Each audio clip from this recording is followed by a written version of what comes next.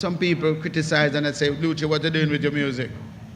Leave certain songs as it is, man. What you do? So what them do understand. You have to be able to expand your boundaries so that people can get a glimpse of your vision. You see what I'm saying? But these songs, as I said, Exterminator label, Mr. Philip Burwell, honestly, these are some of my cornerstone songs. These songs, without these songs, I don't know how it could be pushing through, because these songs that save my soul, my people. Because sometimes I listen back to these songs help me, because from time to time I get tests and what things come up, come fierce I. I'm see them songs, them, now if I listen to Lord, give me strength too much time, because if I never listen to all, Lord, give me strength and never give up on them songs there. I probably ready a prison like Jackie right now, may I tell you?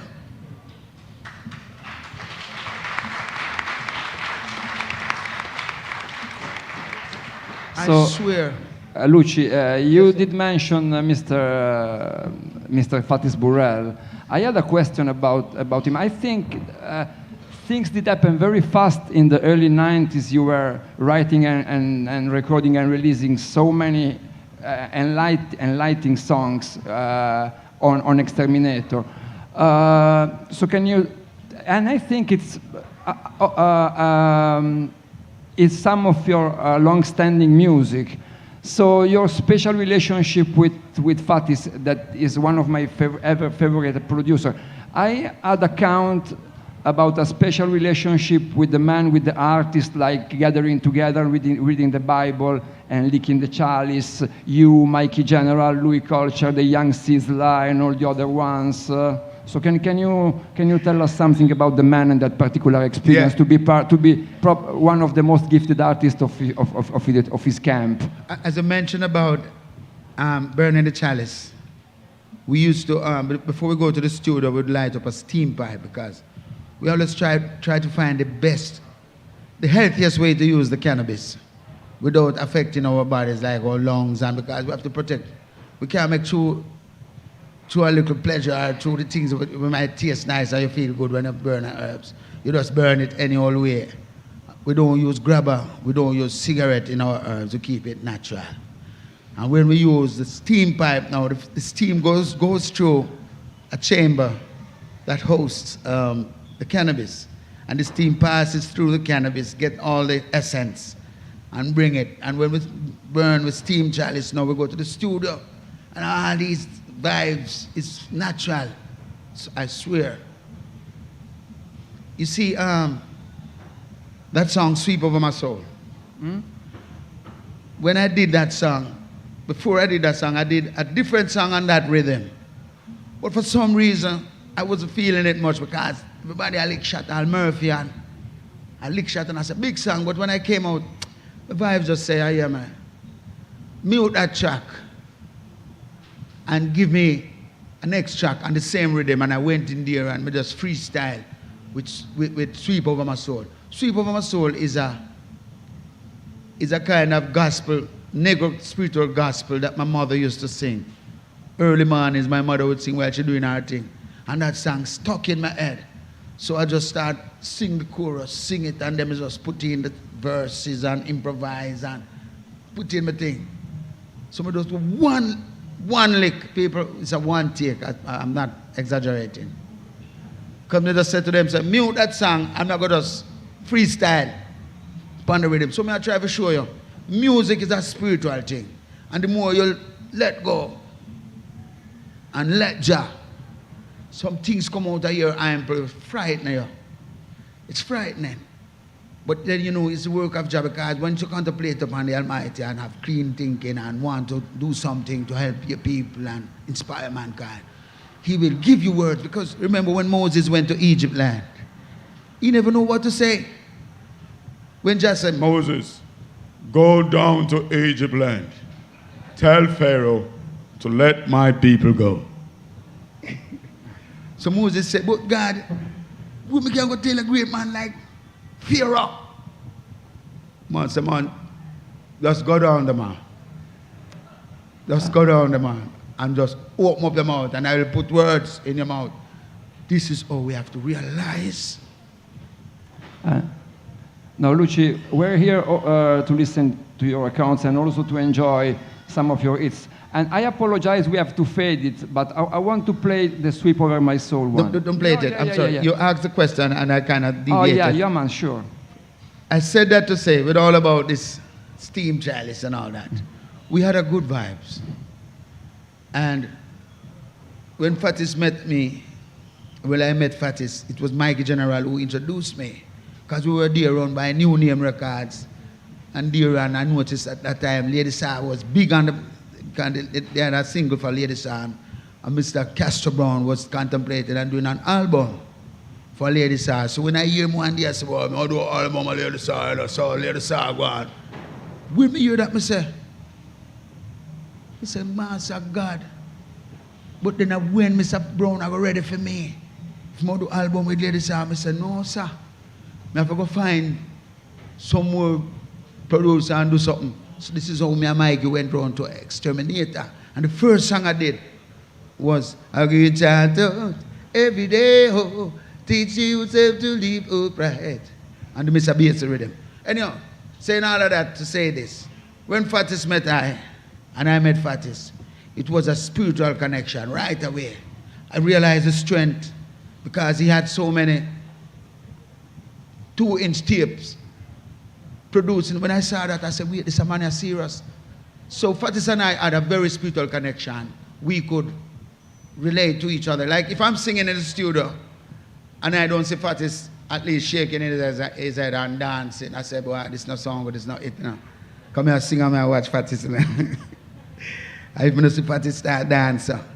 It's like the song now it, but anytime I hook him, I'm sing the song. That's it. So we had a good connection.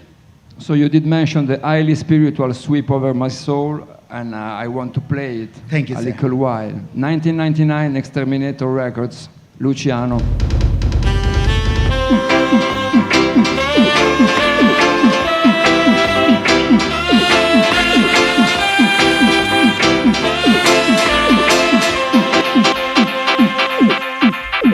Sweep over my soul. Sweep over my soul. Though the road in life gets rough, Jaja sweep over my soul. Ningi back, sweep over my soul. Sweep over my soul. Though the billows roll and tempests blow, Jaja will sweep over my soul.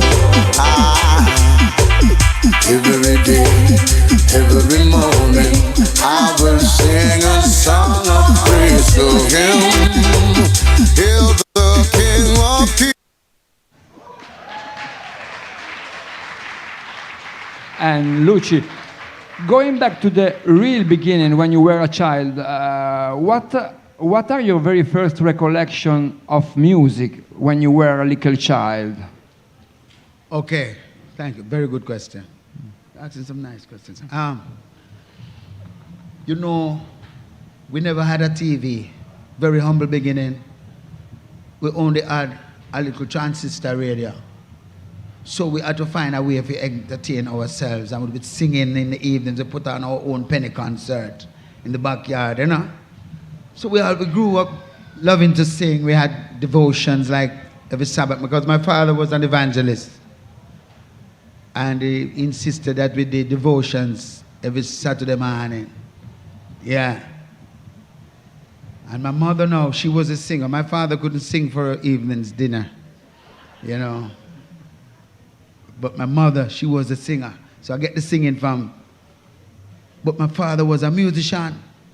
No, my father built a guitar. He was a carpenter. And he set out to build a guitar. And the guitar, to this day, was one of the best sounding guitar I've ever heard. The type of wood, he went in the deep in the forest and get a type of wood. My father was a genius. I think I adopted a little of the genius thing. But that's my connection to music. From early, I helped my father build the guitar. And guess what happened? After the man built the guitar, I couldn't touch it. Oh, God Almighty, man. Because my father played, every time I played, you know. But what happened now? While he was playing, I saw him turning the keys. So even though I take up the guitar playing, I start turning key. I don't know nothing about turning a key. I'm bust the string. So me I say, God Almighty, what is for me now, man? I'm going to get some different wire and try to tie it up. And set it back and leave it, you know. So my father come and took up the guitar. Because since he built the guitar, that was his greatest toy, you know. Every evening come home and run right to the guitar. So I take it up and say, wait. Who touched my guitar? So I say, stay, sir.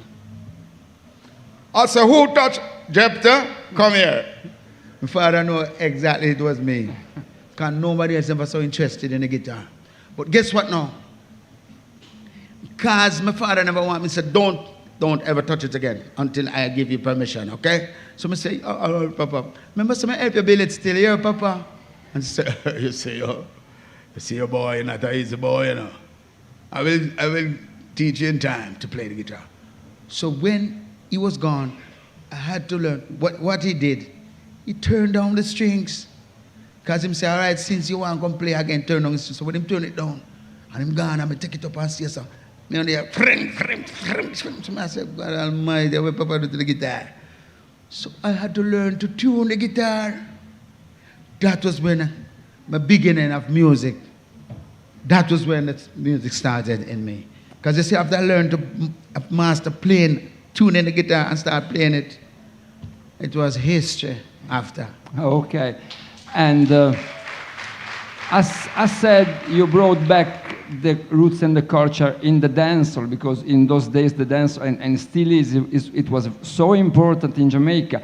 It was not just a kind of music like spreading the news and telling the people something, and it was the way of expression to a lot of ghetto youths. And what was your very first exposure to dancehall, to the dancehall in those days? Well, as I say, I grew up in the church, so my father wouldn't allow me to go to dance. I told him I have a thief out to go and dance. I remember at the age of 12, I thief out at the house and go to the every August that they would have festival and they would have a street dance competition. People come out and compete and dance. So one night I say I can compete in this dance because I find me have some dance moves and things, you know. So at the age of about 12, I steal out of the house and went to this dance competition and start drop two legs and everybody start cheering for me. Everybody start look for me and you know everybody and the announcer say, wait, you see that little one there dancing at the corner in body? And them say, yeah. So them start cheering for me and I start put on some new style. I run out of style and I say, boy, I have to make some style, you know. So I start make something and I start say, you know what, I incorporate little my acrobatics and little gymnastics and I do some from and split. And the place boosts up and I say, yo, are you out here? So, anyhow, cut long argument. I win that night. When you finish up the dance contest, they put you with the best female, have to go with the best male. So the best female was a big woman for me, you know. I mean, I said, what am I going to do with this dance?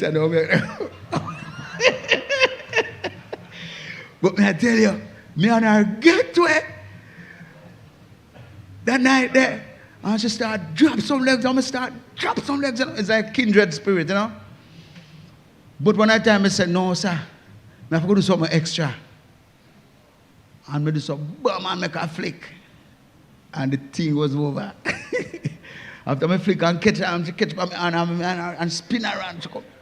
And I win the dance, win the clash, right? I win the dance competition. So in the morning now, my mother was out on the street and an elderly lady come up to her and said, Miss Sophie, Boy, you have a picnic there. I saw him can dance. So mama said, which picnic? Because I never give you the next side of the story. I had to steal out of the house, so I had to make up. Take some clothes and put it under the sheet. I make it look like I was there still asleep. So my mother would peep in occasionally because she always check on me because I always pop out. For some reason, sometimes I go outside, go cook and all them things. But when she peep and see me still under the sheet, like she said, okay, I'm there. So when this lady come to her and tell her, I said, why? I saw your picnic can dance. So she said, which picnic?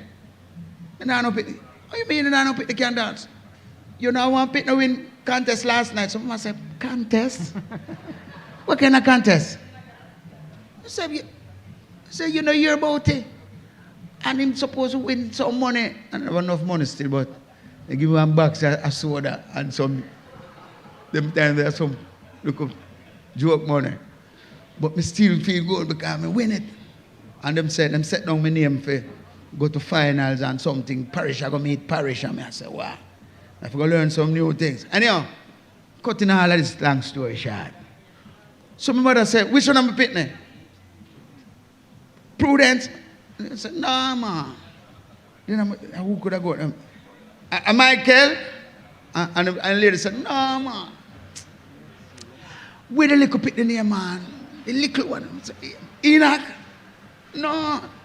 Well, little one we have the man. Said, you mean Jephthah? I said, yes. I am. Mama said, Jephthah. God danced last night. So it was a shocking thing when she realized I'm still out because for some reason I knew I had something in me. And I couldn't hold it back.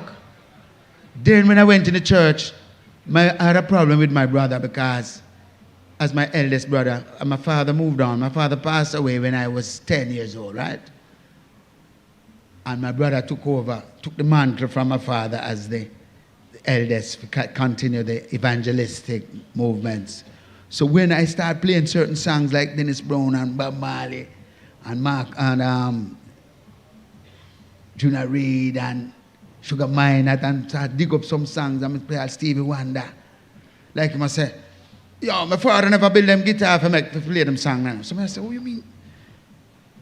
No, you have to sing Christian song or gospel or them things. So I say, so I had a problem to even sing these songs in the church because to them it's devil music, which is really rebel music. It's not devil music, it's rebel music. But I find out with gospel, you can't sing and chant down Babylon with gospel. You understand? You can't give praises and call for unification of the people and have a good celebration, fellowship with gospel. But when you want to chant down Babylon and wickedness in high and low places, spiritual wickedness, you have to use reggae. Dancehall music can't do it neither. It's the last of God now.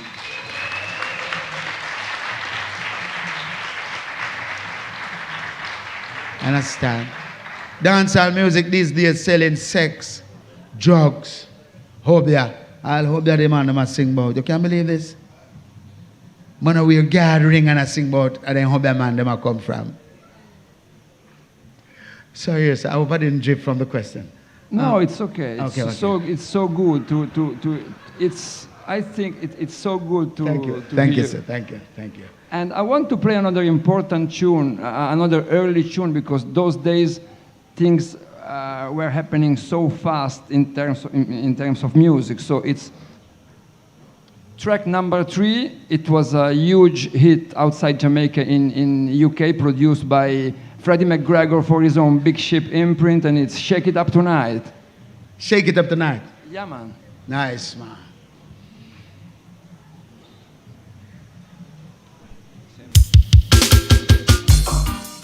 Party time again. Oh, yeah, now. Lord of mercy, why? Yeah, whoa, hey. See the moonlight on the town. Oh, I'm getting ready. Up the streets they spread good news. Yes, I'm getting ready. Gonna put on my dancing shoes. Oh gosh, yes, I'm getting ready. Got a caller on the telephone.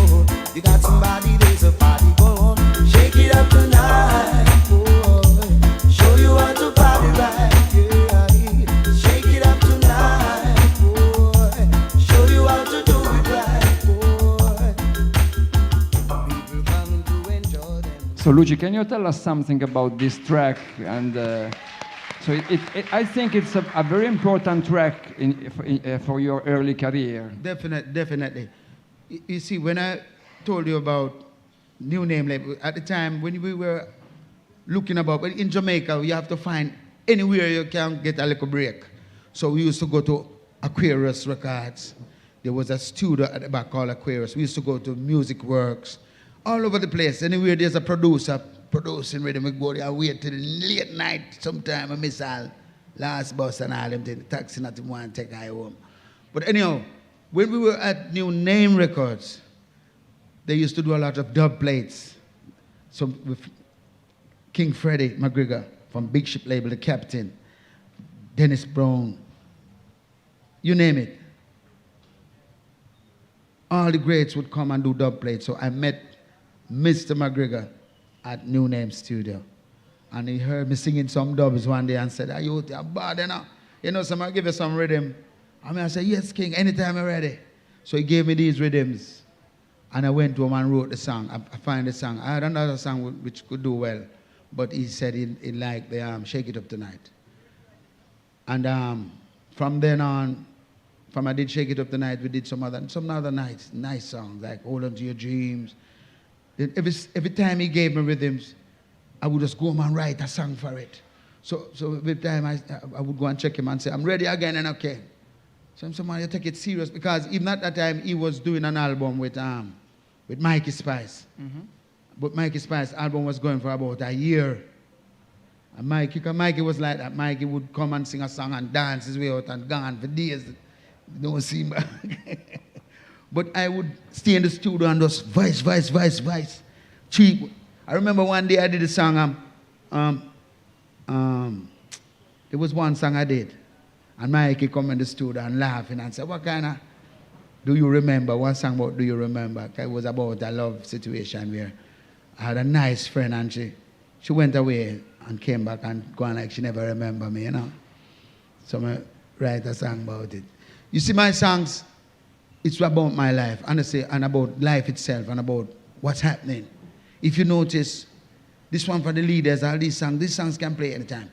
But when we did Shake It Up Tonight, it was a time where the era where a lot of artists were singing cover versions, and Sanchez was big, and Pinchers was pinching a little from every song and making some nice hits. So, right, singing melody and all these greats. Lukie D, they were singing a lot of covers. So, just find some different covers. Because my mind tell me, say, if I find songs that people know, people love and dance to, it will make a hit. So I just dig up for these songs. Like Shake It Up Tonight, I used to dance to it. It's a nice song, you know. It's a cover version, you know. Yeah, man. And a question about spirituality. We heard you grew up in a very spiritual and religious environment as evangelist, you said. And you're named Jah Messenger. So how you did turn to Rastafari? Because it's an important issue of your music. Like playing your music is like chanting and praying. Sure. Well, I grew into Rastafari. I think it was an inborn concept because my mother gave me a shirt at the time. It was like a khaki shirt with a lot of epaulets and stuff. So when I wore it to school, the teacher, the principal called me and said, "Jepta, my client, come here." I said, "Yes, sir." I said, "What are you doing in this shirt? You think this is a school shirt? Or you're a seaman or something?" Somebody said, "No, sir, my mother gave me, sir." So I said, "Please don't wear this back to school tomorrow, okay?" I said, "Okay, sir." So when I went and told my mother that the teacher rejected the shirt, she said, "All right, you can take it and wear it to club meetings also." So I take a pen. Somebody take a pen and start drawing on the shirt. Since them reject it, I just start drawing some little thing. I'm saying, like a shirt is a Rasta shirt, or a lion shirt, or a soldier shirt. So I draw one little Rasta man on the shirt. I tell you about 13, 14 them time there. I'm going to draw this Rasta man sit down on a stool and I burn a chalice. I'm going to go write, underneath him write, "Jah shot." But I don't know that it's a miracle, because when my mother see me with the shirt, now I home to write this Jah shot, she called me and said, "What? what were you doing with the shirt? So I said, nothing, mom, I just shoot them saying I don't want it to come and just put a little joy in. And she said, look at you spoil my shirt. And she give me some raps in, you know. Because we go put Josh, we go right. And she go, I draw a Rasta man on the shirt. And she give me a real rap scene. But anyhow, my sisters start teasing me and call me Joshua. Joshua was one of my nicknames, you know. When you check it out, I could use that name as my music name too, you know. Joshua, I like that name. But anyhow, I said all of this to say, you can see that there was something in me that somehow was appealing to the roots. Because there was a Rasta man living in the community named Mr. Levy. And I used to always admire how when people crazy, people losing it and getting crazy, it was always easy going and relaxed. When they used to them catch a cow thief and people are run to go kill people, him now join them and just say, well, go on. I'll kill some people down there. But he was not quick to bloodthirstness and everything there. So I always admire that about him. I think this is how Rastafari grew up in me. I had that love and respect for Rastafari. So even, I grew up in the church, but at one stage, my brother, again, he made them read me out of the church, you know. I tell you that, Mr. Pierre? Yes. He read me out of church. They got me out of the church. For some reason, they say I wasn't serious about the mission and the gospel and the church, and I was always singing devil music and rebel music, so they had no choice but to read me out. But they didn't read out the word of God out of my heart, because Jah is always there for I and I. But that day when they read me out of the church, we just take off my tie. And when we take off my tie and stretch out, I feel a nice piece of breeze. I don't know if you know the freedom spirit that will blow up against your body. And I said, weird, don't feel so light. Like there was a burden on my soul in the church there. I swear. I'm not bashing the church, you know. Because the church is a nice, you call it out, like you can gather and you can reason. It's a house of fellowship. That's what it really is. Because Emperor, is the first church for the Almighty. This is the first tabernacle. If we can live right and just do the things right in our first Emperor, then we can be great inspiration to the people. So when I'm reading about the church, we just go home and take up the guitar and start play some Dennis Brown and Bob Marley and get mad that day there. By this time, a whole heap of people gather around me and start. Continues. I don't want to get too caught up in them. Yeah, like before to open the panel to the audience, to the questions of the audience, I would like to do one or two more questions. I have a lot of questions, a lot of music to be played, but never mind. Please, Pete, play a little bit of track 9. Is a Dean Fraser production from an album called A New Day, 2001, and it's African Skies. We the Africans will continue to unite, because we are sure by right that the spirit of righteousness shall manifest.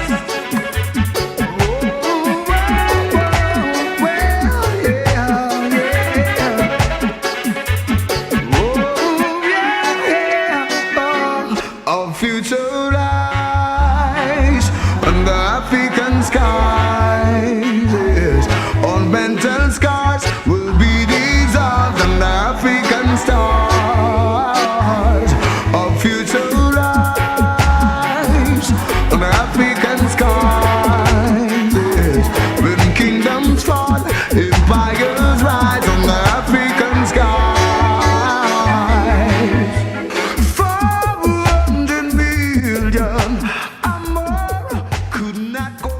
I apologize about fading, but so the question is about Africa. Like, you did dedicate a lot of songs and works to Africa in your entire career, and you've been there performing several times. So what's Africa for you, and what were your expectations and what you found there when you were to Africa, to visit Africa and performing there? Well, give thanks. And let me take time out to acknowledge Mr. Dean Fraser, a very great producer. I tell you about, because in as much as I lift my hat to Mr. Philip Burrell, Fatis, as a great producer, he had the skill and the expertise to put musicians together. Because sometimes he would use King Sly, but he would use Danny from Firehouse Crew to play the bass. Because he and Mr. Robbie Lane had some form of tension at times, because Mr. Robbie was a strong-spirited man and Fatis was a really strong-spirited man. So from time to time, they had clash of ideas. So like Fatis said, yo, bring the bass, and Robbie said, no, man, I can say that, sir. And Fatis said, just try it now, Robbie. And Robbie said, Fatis, I hear his man with this.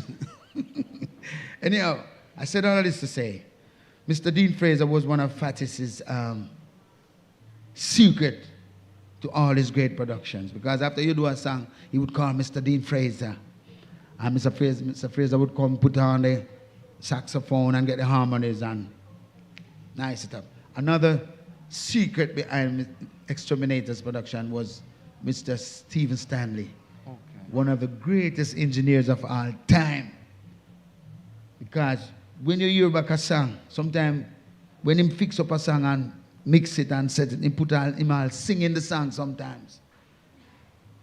So, Fatis had a theme of great musicians that Mr. Cat Core from Third World, he would call on Cat Core one of the greatest guitarists of all time. I said that with no apology. And what about Africa? Okay.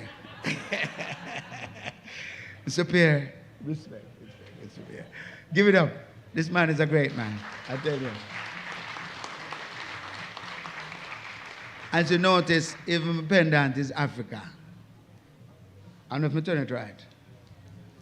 It's supposed to be the next way. Hold on there. You're supposed to be seeing it like this from that side. Am I right? Okay, thank you. And if you notice, even my ring about Africa. So I always have some things to remind me of my mission and my position where I am. Because even though in the Caribbean I made my way up and worked my way up the ladder, I get terrible experiences and I've learned a lot. But with all of that, I just hold strong and, sometimes I get some hard blows. But I just take it because I grew up tough. I'm not afraid if a man even attack me, I can try to defend myself. If him dog attack me, I have something at least where I can keep him off, I always prepare myself for that.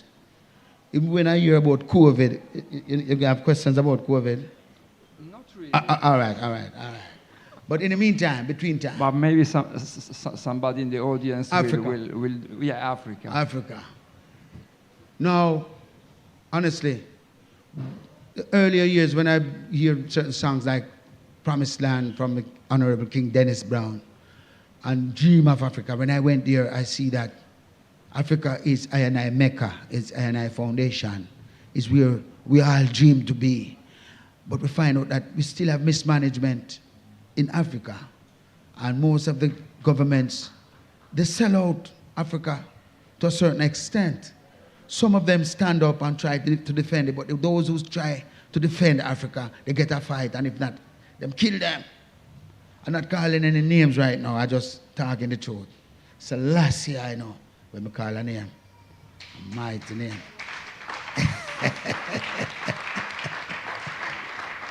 I'm saying all of this to say, even when I went to Ethiopia, I was a little concerned as to the teachings and what being promoted, because there was a church that Mikey General and I, we went to this church and we saw this, there was people going to a place and they bend down and some people prostrate before this picture, but there was a long curtain on the wall and something drawn behind the curtain, but the people not getting chance to see what they're praying to. So a whole of them come and Mikey General too. I come there in time to see Mikey, I pray and I say, oh, Selassie, I strengthen I job because terrible not to get here people wicked. But Selassie, give thanks. we make it to Ethiopia. So, when we come on, myself, I say, what man can I pray? And I don't know where I pray to. So, we just draw with the curtain fire. So, last year I know, you see when we draw with the curtain, the people, me say, well, I don't know what this is, but it's like a white man having foot on a black man's head with one spear like this. And them claim say, I don't know where that signifies because I try to promote where them I say. Saying, but one thing I know so that can't write. Them think they can't write, my people. So when we drive with the curtain now, some of the elders rush to me and say, like them I say, Enid! Like I say, what are you doing? So I say, I just want to know what's behind there. And I say, what? So I say, wait, where am I say? Nah, he couldn't say nothing good. He must say, run me out and I say, get out of here. So, same time I see some other elders running towards me. And like me, I'm bridging them because I'm Dave Jude and even Mikey General. When Mikey General see the image, like him I say, Almighty God. So I say, Mikey, you see where you pray to your heart? Know where you do.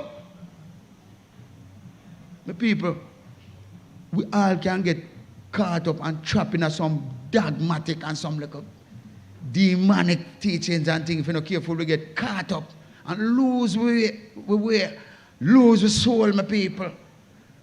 Certain type of music also, you have to be careful. Certain music where you listen, it can make you lose the way. That's why I just focus on Jah word, because really and truly, even the Bible, sometimes when you read the Bible, if you're not careful, it can lead you astray. Some part of the Bible, it can make you feel crazy if you don't know where you are, because one part say, eye for an eye and tooth for a tooth. That's a Mosaic glass. If you follow that, then the world will not get blind around you, because we have to joke out one another yard.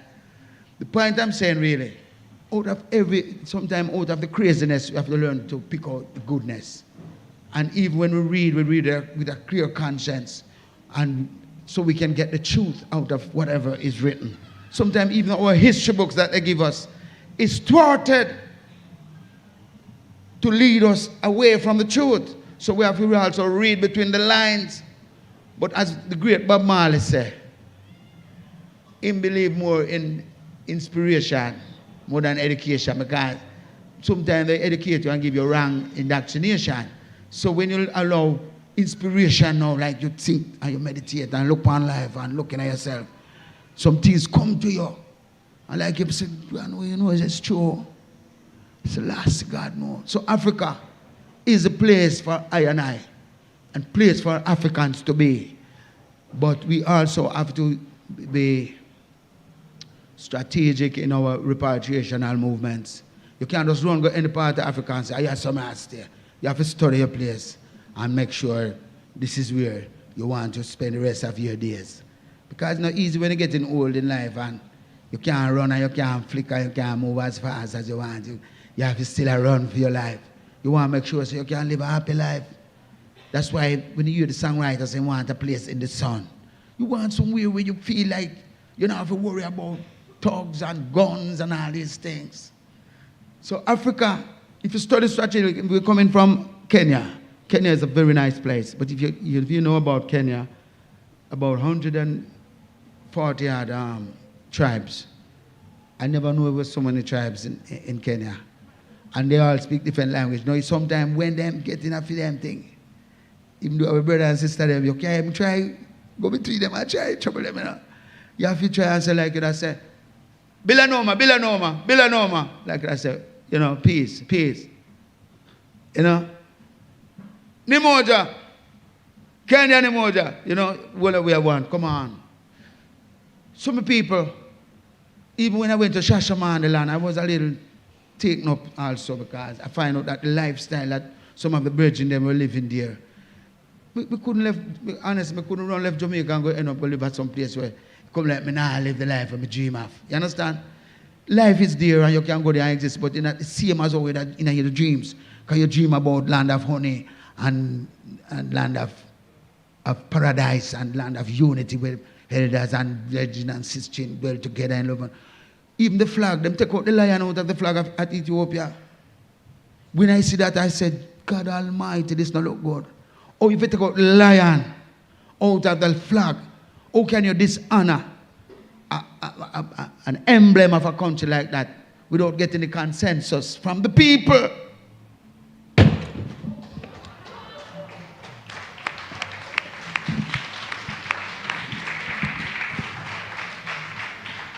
Okay. Sorry about that.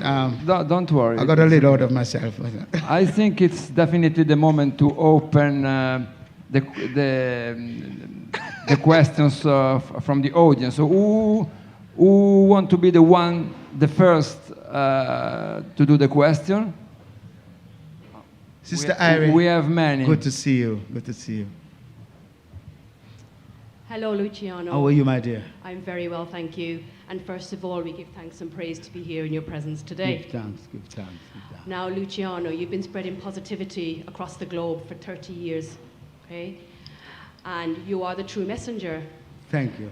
So what do you believe has been your biggest or most positive impact in the world today? Thank you. Thanks for your question, my dear, and thanks for coming. I believe that what my fans love most of all in me is the humility. And if we all can achieve a certain level of humility, then we can get to work together. Because if you notice, most of the problems we have with our leaders is that they're not humble enough to work out things, get to solve their problems. And the same thing is happening in the music fraternity. Especially the younger generation. These days, you can't talk to them. You pay the dues. You pave the way. I have to lift my hat to great kings who made it possible for I and I. Honorable Burning Spear, Jimmy Cliff, Saint, Bob Marley, Dennis Brown, Peter Tosh, you name it, Bunny Wailer. Come on, man. Toots and the Maytals, the Mighty Diamonds. We have such a rich heritage. Miss Marcia Griffiths, Miss Pam Hall, Miss Judy Mowat. You know? Come on, man. Mama Rita. We have such a rich heritage, but some of these youngsters, they just push away the roots and just start do some things like them say, boy, I am we are the new generation, you know. And them pants tight.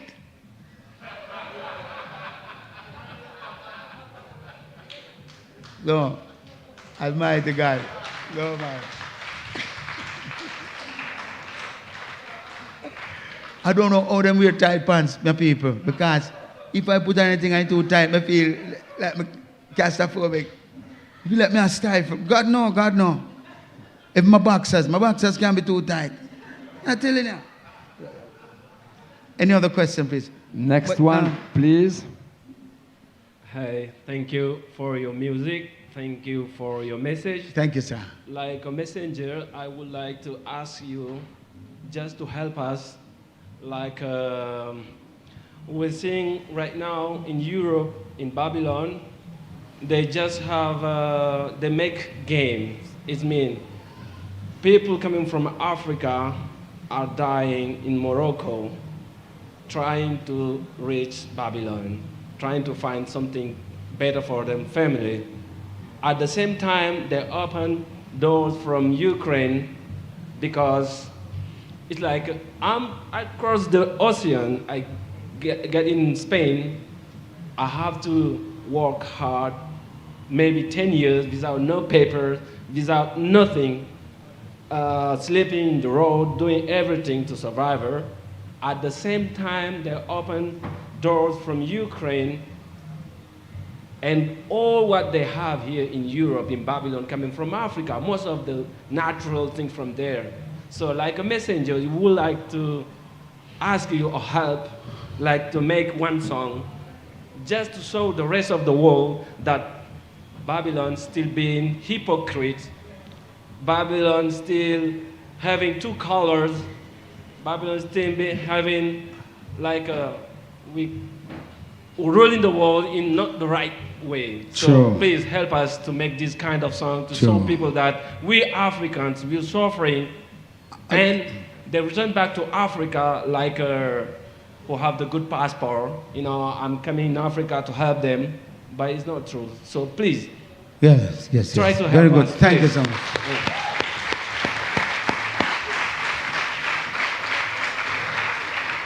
Very good. Very good points, my brother. Very good points. And you know, I see your concern and I share the same views. I think the situation with the people, refugees running from Ukraine, is that since Ukraine is under siege and these wars fighting right now, that Russia is, you know, trying to take over Ukraine. I think the situation with those refugees could be a little more urgent. There could be a little more urgency with this situation.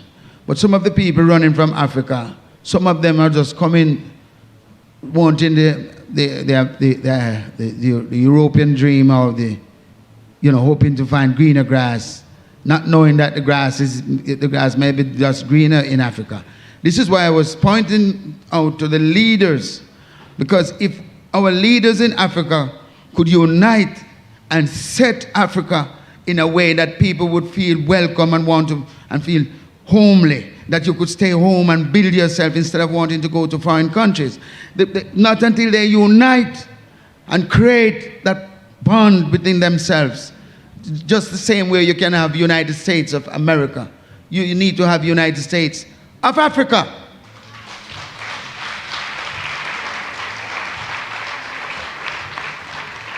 And you need, like how America has one currency, Africa needs one currency too. So not until they come together, put their heads together, because some of them you can't talk to them, they feel they know everything. And when they put on their robe and step out, you can't say nothing to them as a little rasta go to them and say so and so.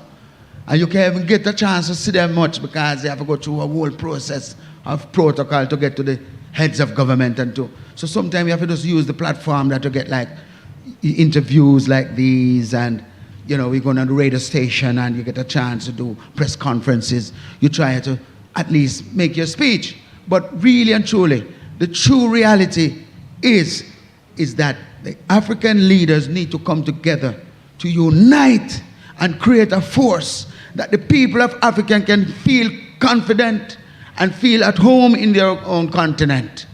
To work and build Mama Africa. Yes, we can point fingers. We can point fingers and we can say all manner of things and blame this. And this is the blaming game going on right now. But we also, when we are united, this is how our dreams will come to a reality. Right now, 30 years, I spent 30 years in the business. And when I look and see, after all my hard work, it look like people in the same music fraternity doing the opposite of what I am doing. We are here trying to unite the people, inspire the younger generation, while some other people are singing and tell them to go take a big gun and kill people and tell man, we have to shoot. We are the best place to shoot a man, headshot and all them things there. And the women degrading themselves, skinning out. See them crown spice the other day for some fest. It will look like, say, Downtown have an intention to turn some fest into Sting, into the new Sting now. Because some fest supposed to be a thing where people can go and get some nice roots and culture, like Reggae Sunsplash and some fest. People come and hear some nice cultural artists. Like when you come to Rototom Festival, you go to Reggaeville, or you go to Reggae Jam. You go and hear some real music with the foundation artists and some real positive inspiration. Now, what are they presenting to the people? What is going to become of the younger generation, my people? Come and look at it. This is crazy. And there was this sister now who took Bounty Killer's picture, put it down because Bounty Killer burn a little fire and say certain things about certain songs where she sing with. Really and truly, certain songs are definitely not acceptable. Certain kind of videos that they're doing are not acceptable. They are demoralizing themselves, and they're also belittling themselves, and they're also creating a fantasy for the younger generation to let them believe that this is the new way of living. You go skimpily and dress as, carelessly, and do as you like in the dance all these days. They're doing all manner of things. They bring mattresses and all these things in dance hall. They're doing all manner of pornography. This is not my knowledge of the music. When I came in music, I never came with intention to come join a set of people who just doing some things we're demoralizing them own nation and mashing up them place. I came in the music with the vision of Bob Marley. Because you see, his music still stands and lives on. No, this is what we have to try and continue the tradition for somehow. We give thanks for this gathering and give thanks for the University of Rototom. Because with this, we can speak out.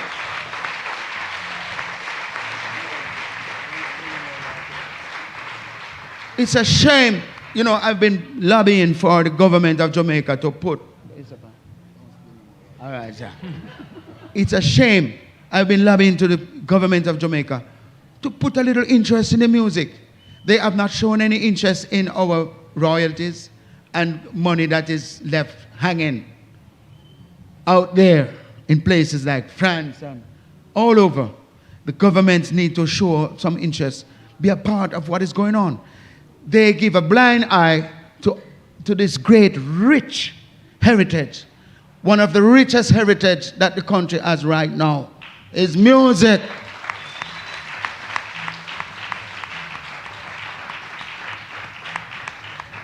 When you go to places like even in the tourist area, you're surprised to know even on the radios they're playing some little hip-hop and trap music and pop music. You don't even hear much Bob Marley. I'm not even worry about myself because I have an idea myself and can diss Bob Marley. Then I decide. So I'm not surprised if they don't play my music. But oh, you feel not left out. Oh, you feel not play Bob Marley on the radio. Welcome the people to Jamaica. Come on, man. How can tourism boom without the right music and the right tradition that the people come to share and be a part of? How can tourism boom when the music look like a dome? Come on, my people. We have to stand for what is right and defend the rights of the people. Even on the radio station, they're not playing much of I&I Roots music. It's only when there's an outbreak that you see them run and play to Luciano and I talk about, you know, Lord give me strength and some song and thing. But they're a hypocrite.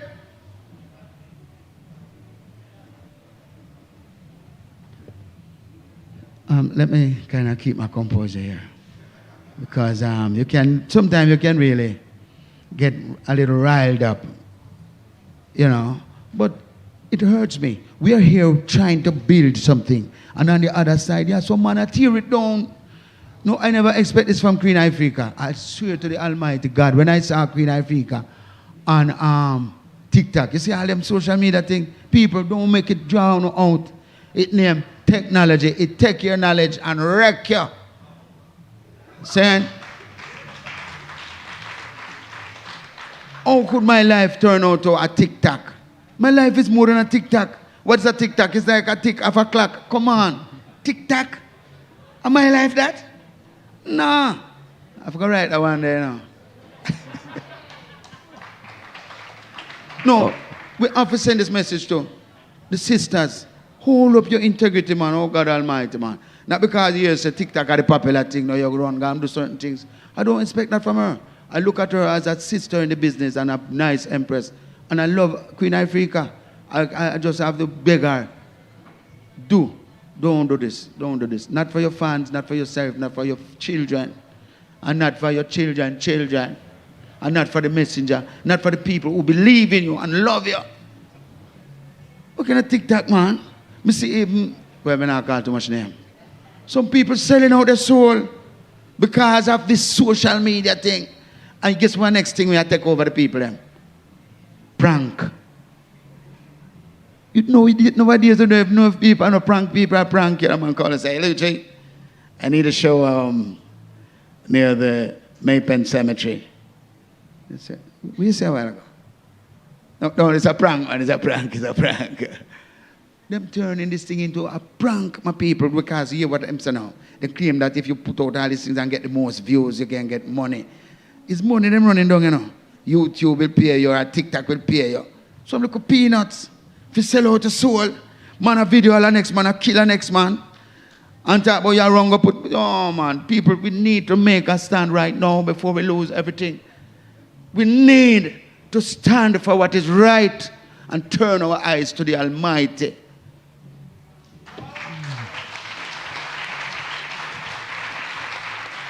Next question. Over there. Yes, yes, Empress. Greetings in the name Greetings. of the Most High Jah Rastafari. Jah Selassie, I give thanks and Rastafari. praises. I just wanted to ask you, because you've spoken about repatriation, what are your thoughts and feelings on reparation? Yes, thank you very much for your question. We were there talking about the whole idea of reparation. There's some parts of Africa you can go without, you don't need a visa. Like Kenya has made it possible. I think Ghana is looking into it now. It may be possible that with going through a process, you can get your visa to go to. I mean, Jamaicans can be allowed. Like Gambia, I don't think you need a visa for Gambia either. But some of the countries, you have to definitely have a visa. Ethiopia, I think they're trying to make it possible also that you can enter without a hassle. In 2000 gone, there was, with 2,000 people look about to the new millennium, a lot of Jamaicans got stranded, could never enter Ethiopia. I mean, I talk about that was in the heat of reparations, because people said, why, if at the new millennium, this, make me find myself in Africa, if the world I go end, make me find myself in Africa. So the people, a lot of people save up their money and plan for this new millennium, and when they reach the airport, they got rejected. I'm telling you, I passed many of them with their suitcase, and I said, Loche, you have to do something for way, you know. So reparation can only be a reality when we have a proper community. When we go back to Africa, we're sure that we're not threatened, and like you feel like you'll be robbed or you'll be mobbed. Because sometimes some of the Africans, they see you coming home and they think that you have it all. You don't have it. You have to struggle to make a stand sometime. See? And you still have to come out and go do your little tour and come back. You can't just go home and say, all right, that's I'm done with the West. You have to balance the thing. I had a house in Gambia. That house was given to us, to I and I, Mike General and my manager here, by the President Jammeh, during his reign. And that house came as a result of hard work and labor that we did with the people of Gambia, that we were so well rewarded that the President gave us a fully furnished house. And we felt very good, and we still believe that this house belongs to me. Now it's just since the COVID, we haven't gotten a chance to go and talk with the government. But by right, that house belongs to me. I also have other investment in Africa, but honestly, since the change of government, it would appear as if I would have lost the house. And that to me would not be fair. So my duty is to go there, have a discussion with the President. That is my next move. So let's keep our fingers crossed. Because honestly, my people, I believe that when you work so hard in a Babylon to establish yourself and bring about some realization amongst your people and help to unite your people, I think you deserve a right to enter into the motherland without any hassle or any excess expenditures. You should be allowed. I mean, even the heads of government should join in, give you plots of land. His Majesty gave a plot of land, which is Shashamane, for returners coming in. But there was a lot of politics going on, and even a road that was cut took up a part of the Nyabingi ground. There's a lot of stuff that I might not disclose here, but as I say, repatriation is an ongoing thing. And even when you go, you still have to set the thing that you still have your connection with your place. Like Jamaica, I have a strong ground and strong heritage in Jamaica. I couldn't just run left Jamaica and say, I'm going Africa and fling stone back at me. We can't do that. We have to keep the link, keep the ties, and make it. Repatriation is an ongoing process.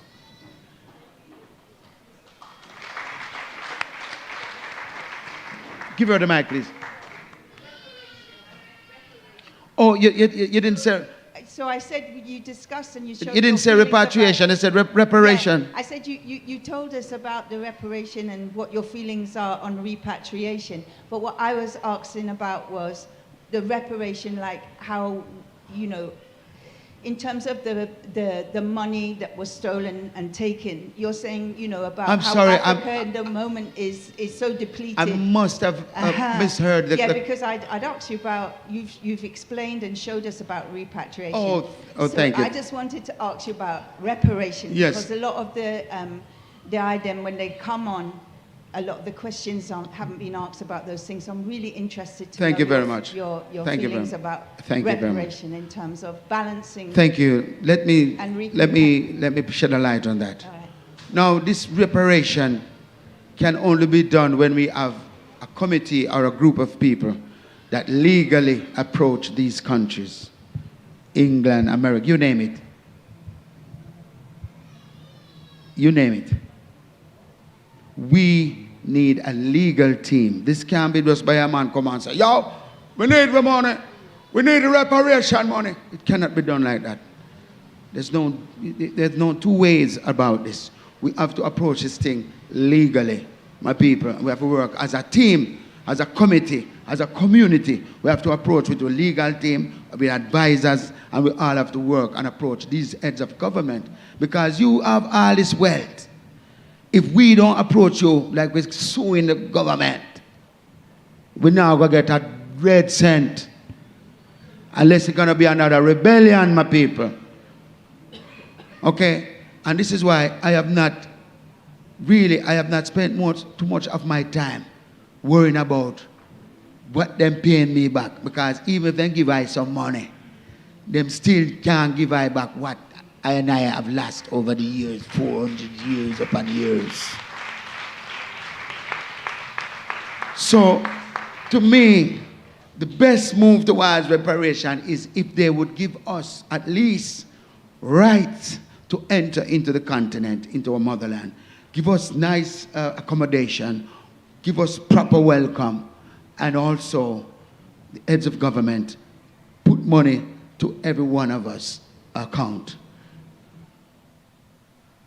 But you have to have a legal team to get them to admit to this.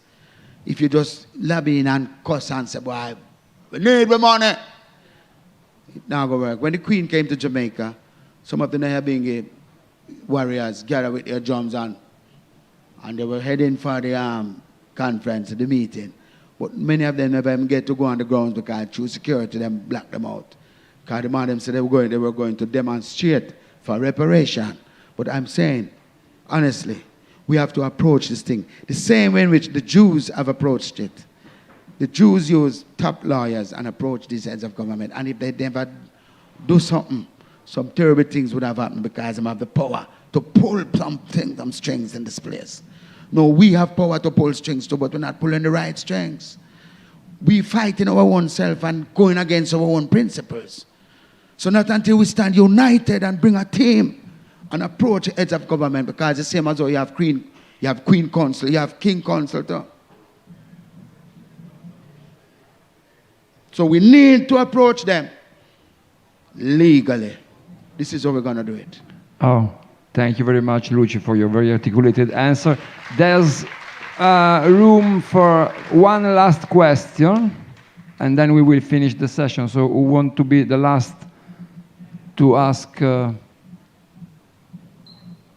By the way, I'm ready to be a member of this committee, okay? I'm ready to be a member of this committee, Reparation Committee. Thank you very much.